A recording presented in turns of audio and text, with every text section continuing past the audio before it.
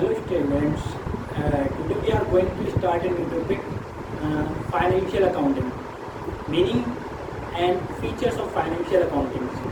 What is the meaning of financial accounting? Accounting is the process of identifying, recording, classifying, summarizing and interpreting the results of the transactions and effects which are of financial nature to the related parties so that they can make decision on the basis of these informations. So but अगर हम हिंदी में इसका अनुवाद करते हैं, वित्तीय लेखांकन क्या है? वित्तीय लेखांकन मौद्रिक ऐसी घटनाओं तथा लेन देनों को पहचानने, उनका रिकॉर्ड करने, उनका वर्गीकरण तैयार करने और उनकी समरी तैयार करने की एक प्रक्रिया है और इसके द्वारा प्राप्त हुए परिणामों को उनसे संबंधित पक्षकारों को प्रेषित करना है ताकि वो संबंधित पक्षकार उन सूचनाओं के बेसिस पर डिसीजन ले सके। इन संबंधित पक्षकारों में कौन कौन व्यक्ति हो सकते हैं? जैसे कि हमारे लेनदार हो सकते हैं, देनदार हो सकते हैं, वित्तीय संस्थाएं हो सकती है, संभावित अंशधारी हो सकते हैं, सरकार हो सकती है। तो अगर हम कहें कि वित्तीय लेखांकन, अगर हम ओवरऑल इसका अगर कंक्लूजन निकाल रहे हैं, वित्तीय लेखांकन एक प्रक्रिया है जो कि उसके संबंधित पक्षकारों को सूचनाएं प्रदान करती है जिसके बेस पर वो डिसीजन ले सकते हैं। अब हम आते हैं वित्तीय लेखांकन की विशेषताएं कि फीचर्स क्या हैं, कैरेक्टरिस्टिक्स क्या है वित्तीय लेखांकन की। अगर हम सबसे पहले बात करें, इसका पहला पॉइंट अगर हम लें तो इसका पहला पॉइंट हो सकता है कि वित्तीय लेखांकन कला और विज्ञान दोनों है। Financial accounting is an art as well as science. Art, financial accounting को आर्ट क्यों कहते हैं? आर्ट वह विधि है जो कि किसी उद्देश्य को प्राप्त करती है। इसी तरीके से अगर हम देखें, वित्तीय लेखांकन भी का कार्य भी किसी उद्देश्य को प्राप्त करे। इसका उद्देश्य क्या हो सकता है कि हमारे द्वारा कुछ खाते, इसके द्वारा वित्तीय लेखांकन के अंतर्गत कुछ खाते बनाए जाते हैं। उन खातों के द्वारा व्यवसाय के वित्तीय परिणामों को प्रदर्शित किया जाता है, जैसे कि शुद्ध लाभ, शुद्ध हानि या फिर उसकी वित्तीय स्थिति को प्रकट करना। अब हमारी दूसरी विशेषता हो सकती है वित्तीय प्रकृति के लेन देनों का ही लेखा करना। वित्तीय लेखांकन में केवल उन्हीं लेन देनों का लेखा किया जाता है जो कि वित्तीय प्रकृति के होते हैं, इससे कि जो कि मुद्रा के रूप में मापे जा सकते हैं। जैसे कि अगर हम कहें हमने 50,000 रुपये का माल खरीदा, हम इसको मुद्रा के रूप में माप सकते हैं, तो इसका लेखा हम वित्तीय लेखांकन के अंतर्गत कर सकते हैं। अगर हम दूसरी तरफ देखें, कुछ घटनाएं ऐसी होती हैं जो कि हमारे व्यवसाय के लिए बहुत ही जरूरी होती है, लेकिन उनको हम मुद्रा के रूप में वित्तीय प्रकृति के न होने के कारण वित्तीय लेखांकन में नहीं लिखते। जैसे कि कर्मचारियों के द्वारा हड़ताल कर देना, प्रबंध में से किसी महत्वपूर्ण व्यक्ति के द्वारा त्यागपत्र दे देना, ये सभी घटनाएं व्यवसाय के लिए बहुत महत्वपूर्ण होती है। लेकिन क्योंकि हम इन्हें वित्तीय रूप में या फिर मुद्रा के रूप में नहीं माप सकते, इसलिए इन्हें हम वित्तीय लेखांकन में शामिल नहीं कर सकते। केवल वित्तीय प्रकृति के लेन देन को ही हम वित्तीय लेखांकन में शामिल करते हैं। अगर तीसरा, अगर इसी का एक सब पॉइंट देखें, सेकंड जो विशेषता, उसी के सेकंड सब पॉइंट देखिए, तीसरा पॉइंट बनाकर कि मुद्रा के रूप में मापना। व्यवसाय में जितने भी लेन देन होते हैं उन्हें उनका वित्तीय लेखांकन में लेखा करने के लिए उन्हें जरूरी है कि उन्हें मुद्रा के रूप में मापा जाए। जैसे कि मान लीजिए व्यवसाय के पास 10 कुर्सियाँ और 5 मेज हैं, तो इन्हें हमें वित्तीय लेखांकन में लेखा करने के लिए मुद्रा के रूप में मापना पड़ेगा।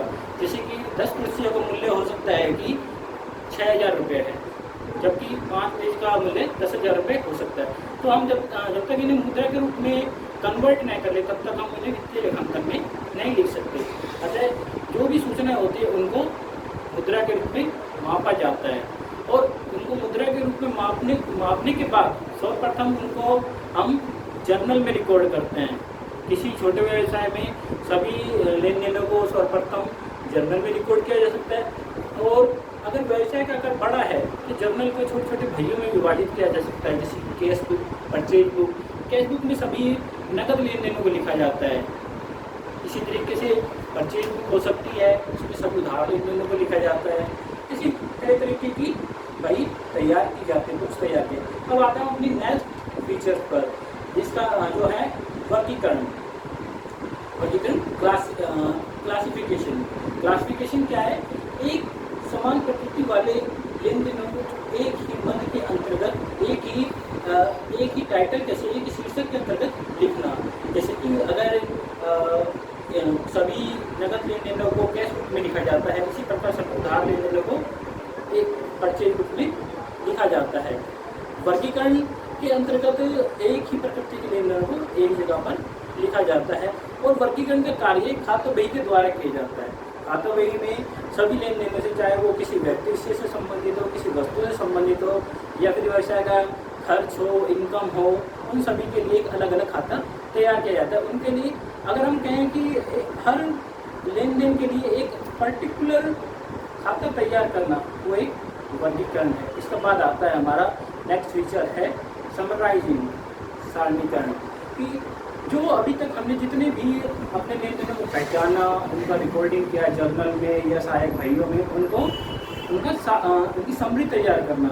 समरी तैयार करना क्या है? समरी तैयार करना एक ऐसी कला है जिसके द्वारा वित्तीय लेन देनों को, घटनाओं को इस तरीके से प्रस्तुत किया जाता है कि प्रबंधक तथा उनसे संबंधित पक्षकार उनको समझ सके तथा उचित निर्णय ले सके। जैसे कि हम लेजर के द्वारा सबसे पहले खातों का शेष निकालते हैं। लेजर में निकाले गए खातों के शेषों के आधार पर हम ट्रायल बैलेंस तैयार करते हैं।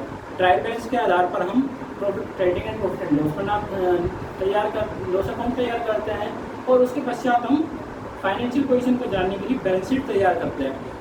शुद्ध जो हमारे व्यवसाय का शुद्ध लाभ हानि है उसको हम profit and loss account balance से ज्ञात कर सकते हैं और एक निश्चित तिथि पर व्यवसाय की वित्तीय स्थिति को जानने के लिए हम बैलेंस शीट तैयार कर सकते हैं। तो इस तरीके से हम सारणी के द्वारा व्यवसाय की जो भी संबंधित सूचनाएं उनको प्राप्त कर सकते हैं। फिर आता है संबंधित सूचनाओं की व्याख्या करना।